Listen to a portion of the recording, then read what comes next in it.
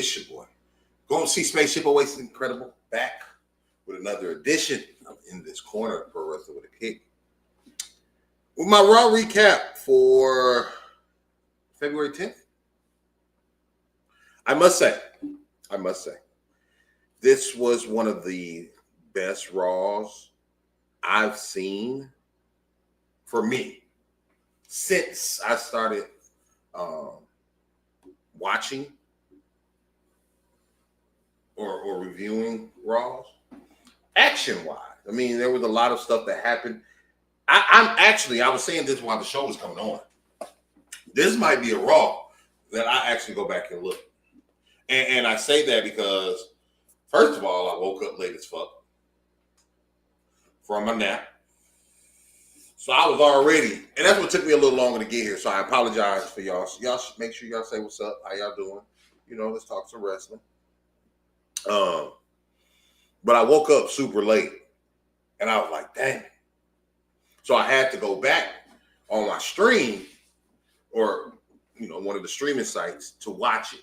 And it's a little delayed. So I had to, lucky enough, I woke up so late I could see the beginning, but I still was watching the end.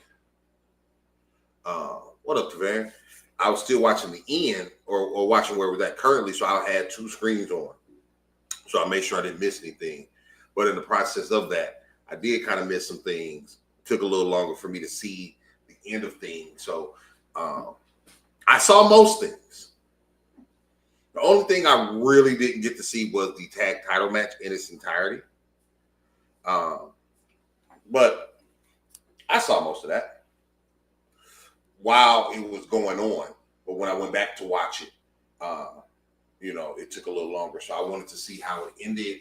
I wanted to see what, you know, if I saw any nuggets. And I really like that match. I'm going to lead with that match tonight because the tag title match between the Viking Raiders and, or the War Raiders, excuse me, and the Creeds, that was a good match. What y'all think about that match? And I think it was a good match because it wasn't the War Raiders, based off this match, don't seem like they are good against super smaller opponents. When they was fighting Judgment Day, it was good to throw them around, but it was hard to really get that face and pearl that, oh my God, they may really lose. Tonight against the Creeds, it kind of looked like at some points I was like, will they? Especially with the top rope joint. And I can't really recall everything they did. I think it was a superplex, Brutus ball or something. So it was a little, you know, blurry for me. But and I'm like I say, I want to go back and watch that match. And they would get ready for the War Machine and the Creed. And I think this may also be the start to the tag team division on Raw, getting a little pep and stuff. The tag division on SmackDown is running right now. It's running, you know.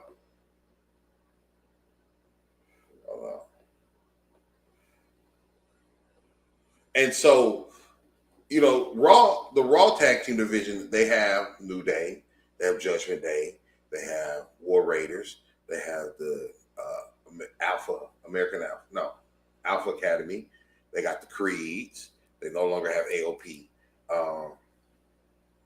What other tag teams are on Raw? A-Town Down Under is on Raw now. They got a lot of heel tag teams. They got the LWO, but they don't really have a lot of face tag teams on Raw. But I think that they can get this together and create some good tag teams.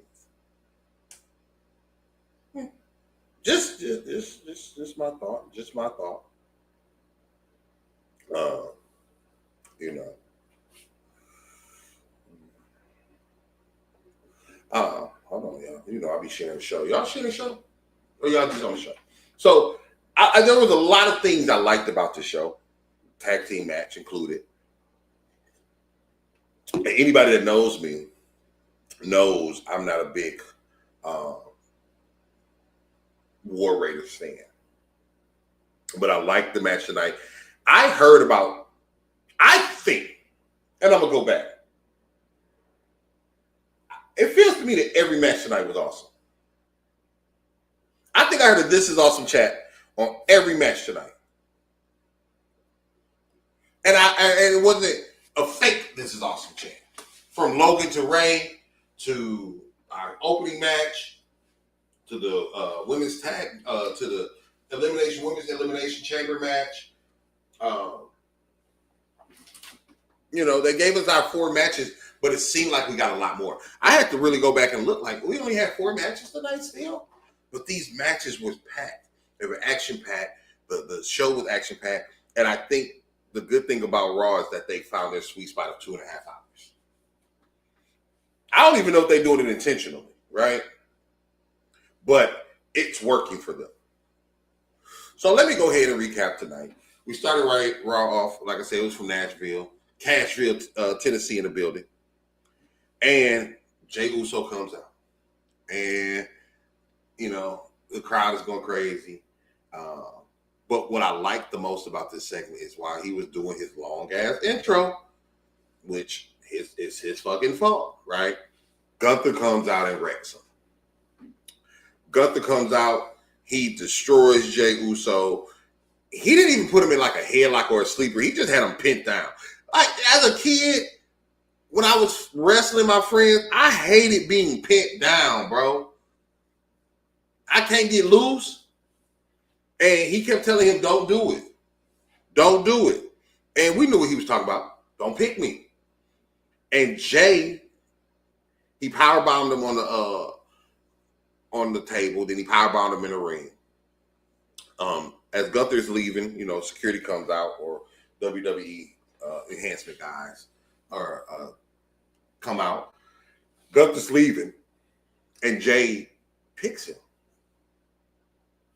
for WrestleMania. Already, 68 days ahead in advance. 2 months. You picked him already. I don't know how to feel about that. I think, okay, you get it. So now we have our first match for WrestleMania lined up. I don't know why they decided to do it so early. I still was holding out for Jay and Cody. I think that'll be a better story to add to the bloodline. Imagine Jay beating Cody. How Roman will feel. Because now Roman's going to have to acknowledge Jay. While you up here fighting for the Ula Fala, I'm the champ. Big dog. Woo, woo. Woo, woo. But I liked it though. I liked it because, Jay does his in-ring thing. Sometimes he does an interview. Sometimes he don't. And for Gunther to come out there and be Gunther on his ass. But Gunther, if you wouldn't have did that, he wouldn't have picked you either. If you really want that match. You feel me? They showed the Liv Morgan and EO footage from last week when Liv and Raquel jumped EO and Rhea and all that. And Rhea's getting a little small interview. She's talking about Charlotte, trying to stay relevant. And EO comes out and she says, I'm going to see you. I'm going to clock your team. Right? Now, the thing about that later on in the night, Rhea ends up giving EO a match after Elimination Chamber, the Monday after Elimination Chamber. And I'm like, does that mean that EO and Rhea's not going to happen at WrestleMania? Are we going to kind of swerve to Rhea and Bianca? Because EO shouldn't be getting, EO got the first number 1 at Royal Rumble. I knew she wasn't winning, and that was my pick. Then she's getting a match right after Elimination Chamber. If you're going to get that match and lose, why would she give you another match? And if you get that match and win, does that mean it's going to just be a rematch?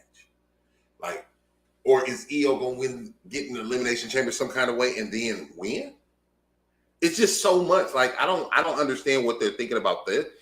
I would have let Io some kind of way get back into the match, into the Elimination Chamber and win that and go to WrestleMania. So if you're not letting her wrestle Rhea at WrestleMania, who is? Bianca. Can't do Becky. Can't do Bayley. Please don't do Charlotte. So we'll see. So then you have your Damage Control. Dakota Kai is back against Liv and Raquel. And this was the first match that was really awesome. It was really good. I said, like, Io just has so much precision, so much passion. And you could tell she enjoys wrestling and what she's doing. And I really, really like that. Dakota came back a little crispier. For me, I feel like Dakota is a heel. I just don't cheer for Dakota Kai. I like Dakota Kai. I do. I like Dakota Kai. I just feel like she's one of those people that is better off as a heel, a Nia Jax, a Brock Lesnar, a Triple H. They're just better as heels. A Charlotte Flair. I just think that's really Dakota Kai to me. I did not think Liv was going to take the pin. I wrote here, I just don't see Liv taking a pin until Elimination Chamber. I thought they were building her to be, relevant. They're building her to make sure that she stays in the light because we don't know what happened for her for WrestleMania. But she ends up, and they do an Oblivion from the top rope. It looks like a code breaker. Her and Raquel. And this one it picked up. Then, you had your kicks, you had your hits, then another Oblivion on Dakota. It was a good near fall. I thought it might have been over right then. And you notice that Liv gets busted up in this match on her face, like the hard way. Even after when they were showing the segment in the back with the Judgment Day, you can kind of see the cut. I felt like I could see her cut on her face. But Io pins Liv with the over the moonsault. I was shocked. And I think that gives, Io her payback for last week, even though it's not the same. And I can even see that feud. If Io doesn't face Rhea at WrestleMania, I could see a Liv Io match again. Even though they wrestled at Saturday Night Main Event, that was probably Liv's best match while she was champion against Io. So I could see them wrestling again. Then you had a little recap from the Sammy and KO segment that ended last week. What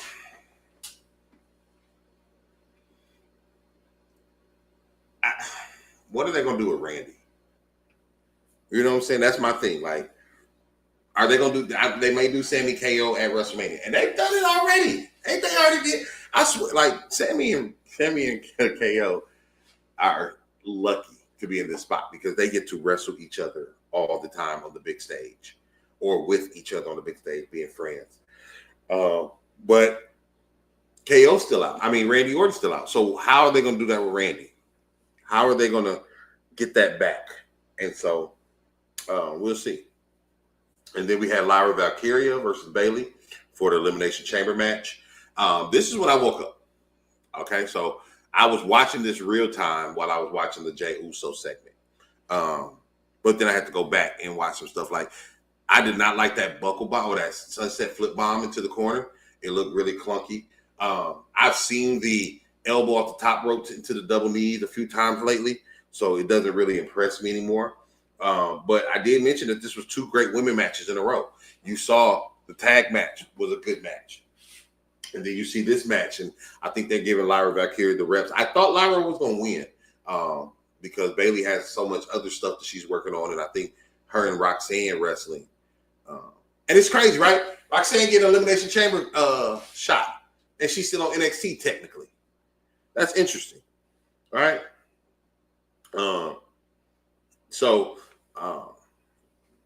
I thought Bayley. I didn't think Bayley was going to win, but Bayley won with a roll up. And I said, will she get a title shot now against Lyra Valkyria? Right? She gets the title shot, and Roxanne takes it from her. They embrace, So it was a good match, though. It was a very good match. Lyra's getting better. I'm waiting on them for her to just connect, though. She hasn't connected with the crowd. They're not even doing her woo, dun, dun, dun, woo, like they was doing in NXT. And I don't know if they're gonna have to pipe it in so they know to do it or what.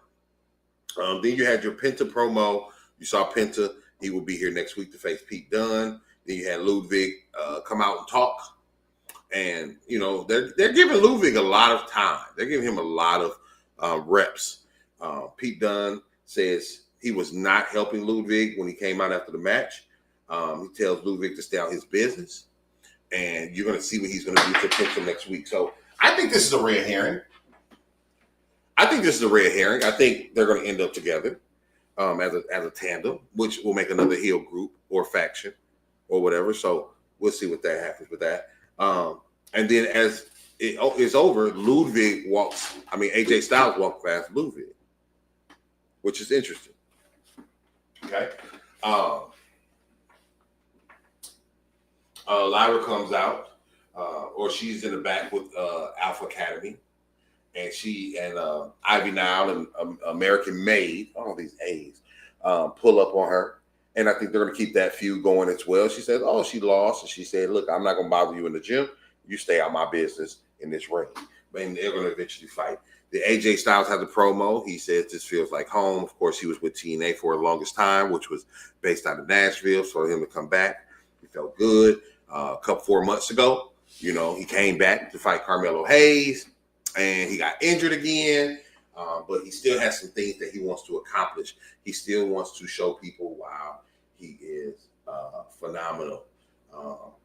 Rey Mysterio Dom Mysterio and Carlito come out, and they're talking to him and talking his shit. And I kind of like what they're doing with Dom. If y'all pay attention, they're making Dom a solo star. Now, he's got his character down, but now they're enhancing it a little bit.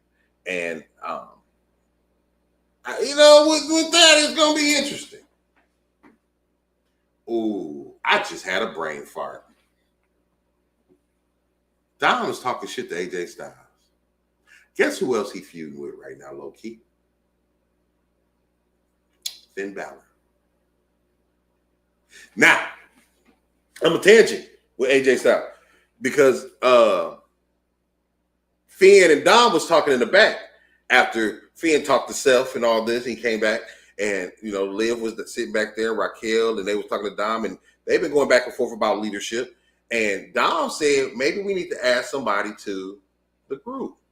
And Finn said, no. What if Finn asked somebody to his side of the group in the phenomenal one? That would be interesting. Ooh, yeah, they hate, but they broke though. And so Dom and Carlito try to jump AJ, but they said he gonna get rid of them. They're some busters. They some suckers. So we ain't really worried about them. Then you had up in the crowd, you had Seth Rollins. He says his road to WrestleMania is getting clearer. Finn comes out. He talked about the downfall of Seth Rollins and that everybody can see it. Everybody notices it. And at this time, I said I'd rather see a Seth Finn team than a Drew KO Seth team. The way they were talking, I was like, ooh, that would be diabolical. Because they both can be some diabolical ass little shits. Just as a faction, not a tag team, but a faction. But now I'm thinking Finn and AJ, maybe.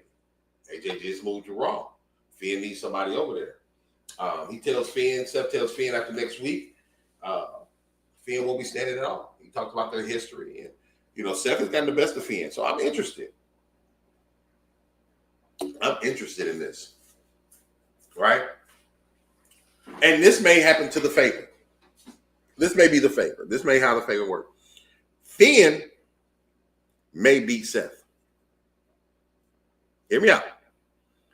Seth cost Punk in the Elimination Chamber. Roman comes back to whoop up on Seth. Punk says, no, I need my favor. I want to whoop up on him too. And since Roman, you don't want to give me your favor and give me your spot, I'm going to whoop you too. And that's how the triple threat happens. That's me. That's just my opinion. That's my thoughts on it for right now. After that, you had the tag team title match. Like we talked about, the War Raiders won by disqualification over the Creeds. That keeps that going, which is going to be real nice. Let them have another match. Give them a little bit more time, maybe even on Elimination Chamber. And I don't care. Give the Creed. I don't think the Creed's going to win because I think New Day is going to eventually beat the War Raiders. Right? But even still, if they do, let the Creeds lose to New Day. That's cool. But I wouldn't want to see heel versus heel because we need more face tag teams, right? Then you had CM Punk come out, right, after the tag match. And he talked about how at first he was upset because John Cena just got his spot. He didn't have to fight nobody, right? He didn't have to fight nobody to get his spot. He just had to be Cena. But he said he's over it, because at the end of the day, he's still going to win. And Logan Paul comes out, and, he talks his shit about throwing Punk out. And the thing I like about WrestleMania right now, as much as we want to speculate, the speculation is good because in actuality, besides Gunther and Jy Uso, we really don't know who's going to wrestle who at WrestleMania. And I like that they're keeping us in suspense that way. I like that they're making sure that we have something to look forward to each week because we don't know how this shit's going to develop. And they're taking their time. Like we said, 68 days. That's over 2 months. They got over 2 months to tell this story. They got over 2 months to tell their WrestleMania story. So they don't have to rush anything. And I like that. And this leads into, and even Punk was like, I hope you make an Elimination Chamber so I can beat you then. I think that'd be a nice quick feud, nice little whoop-de-whoop. And this leads into the Rey and Logan Paul match, which once again, phenomenal match. Rey really helps guide wrestlers to where they need to be.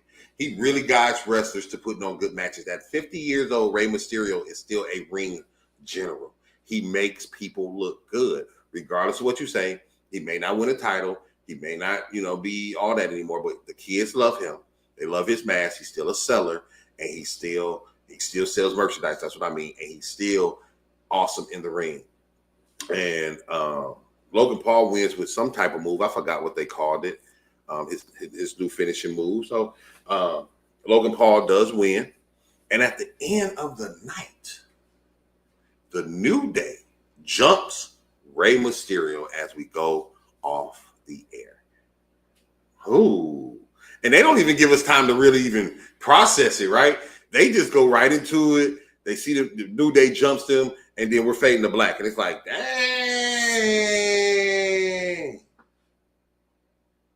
But I liked it. It leads to something. It wants to know why. It gives a, well, of course we know why. They've been having their feud, which I wonder what's going to happen with that.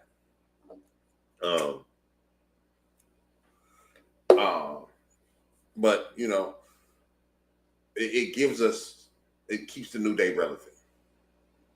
I would give this show, honestly, I'm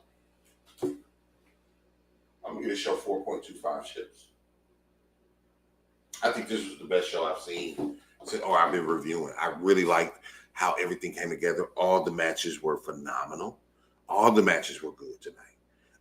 I felt like all of them got time. They may not have. And of course, like I said, I was watching it on a different time, so I didn't put the time stamps in there. But I felt like every match got a nice amount of time. All the wrestlers got showcased, and all the wrestlers had good chemistry tonight. I think that was the key, because a lot of times we want our favorite wrestlers to do, they want them to wrestle for the championship and do this and do that, but you got to have chemistry in that ring, man. That shit is hard to do. That's what she said. Right? It's hard to have that chemistry in that ring. So for them to be able to perform in front of 15, 20, 30,000 people and put on a intriguing match to where all 4 matches got a "This is awesome" chant, you can't beat that. You can't beat that. You didn't even get that at Saturday Night's Main Event. You didn't get that at Royal Rumble. And these were mid-carders, right? There was no main eventers wrestling tonight. None. No main eventers wrestling. The closest to a main eventer is Logan Paul and maybe Bailey. And maybe Liv. And none of them are main eventers. None of them you just have to see in the main event spot. But I like the show. Tell me your thoughts. Drop them in the comments. Like, subscribe, do all that good shit that y'all know that we do. Tell me what you feel about this night. Make sure you check us out this Thursday, the Wild Out Radio Thursday Night House Party, where our special guest will be my bro Jay Gist in the building. So I'm excited to hear and see from him. My personal security guard. So, you know, it's all good, man. We love y'all. I love y'all. Y'all be a blessing in somebody's life. It's not about what you get. It's about what you give. And as always, people, peace.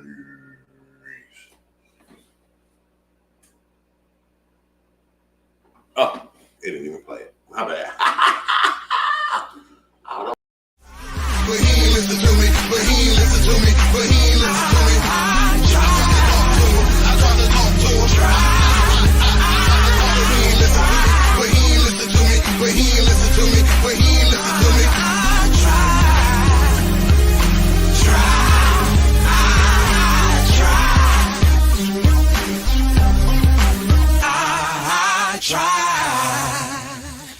Try.